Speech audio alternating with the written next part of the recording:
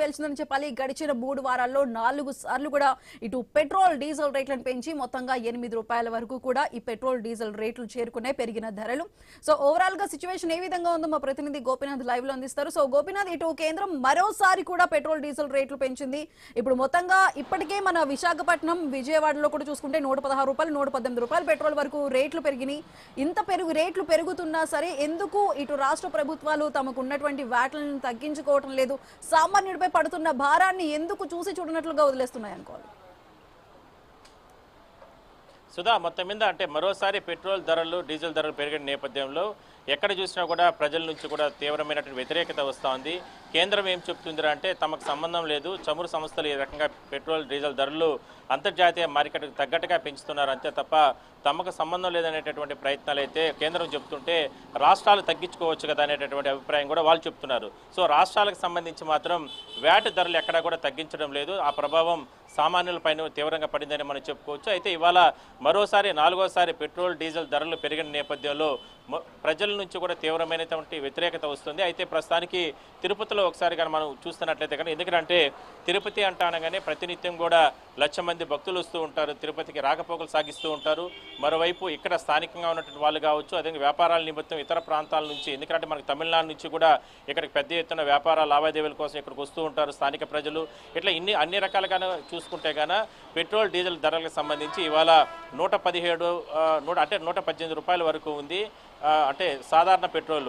ఇక power petrol అయితే ₹124 వరకు కూడా చేరుకోవడం జరిగింది.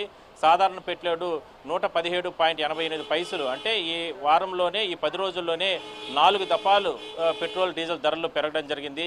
ఇవాళ ₹2.60 వరకు కూడా పెట్రోల్ ధరలు పెరిగిన నేపథ్యంలో సామాన్యులకు సంబంధించి మాత్రం చాలా రకాలుగా ఇబ్బందులు వచ్చే అవకాశం ఉంది. ఎందుకంటే ఇప్పటికే కేంద్ర ప్రభుత్వం ఎట్లాగైనా సరే ఈ రేట్లు తగ్గించాలని చెప్పి కూడా పెద్ద ఎత్తున నిరసనలు వ్యక్తం అవుతున్నప్పటికీ కూడా ఎక్కడ కూడా అలాంటి ప్రభావం మాత్రం ఎక్కడ కూడా కనపడడం లేదు.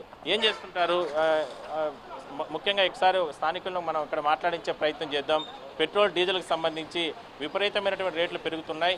అంటే ఇది ఇప్పుడు 4వ దఫ అయినప్పటికీ కూడా ఇంకా రాబోయే రోజుల్లో కూడా ఇంకా కూడా భారీగా రేట్లు పెరిగే అవకాశం ఉందంటూ కూడా అంటే ఇప్పటికే కూడా ప్రభుత్వాలు కూడా క్లారిటీ ఇచ్చేయడం జరిగింది. అంటే ఖర్చులు తగ్గించుకోవాలి, లేదంటే అంటే ఉన్నటువంటి ఎందుకంటే ఇప్పటికే సలహా ఇస్తున్నారు అంతే తప్ప ఎక్కడా కూడా రేట్లకు సంబంధించి మాత్రం చిత్తశుద్ధి ప్రభుత్వాలు చూపించడం లేదనేటువంటి అభిప్రాయాలు మాత్రం పెద్ద ఎత్తున వినపడుతూ ఉంది. ఎందుకంటే పెట్రోల్ డీజిల్ ధరలు పెరిగితే అది ఆ రంగం పైనే కాదు, అన్ని రంగాలపైన కూడా నిత్యావసరాల సరుకులు పెరిగిపోతాయి, బియ్యం పెరిగిపోతుంది, పప్పు దినుసులు కానీ, ఇలాంటి కూరగాయలు కానీ, ఇట్లా అన్ని రకాలుగా కూడా రేట్లు పెరిగే అవకాశం ఉంది. ఆల్రెడీ పెరిగాయి కూడా.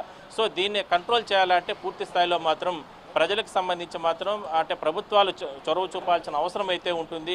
మరి ప్రభుత్వాలకు సంబంధించి ఇప్పటికే ఎందుకంటే మొత్తం మీద ఈ రేట్లు అనేది ఇంకా కూడా కొనసాగుతాయి కాబట్టి ఖచ్చితంగా ఈ రేట్లు తగ్గించాలనే డిమాండ్ మాత్రం పెద్ద ఎత్తున వినపడుస్తుంది.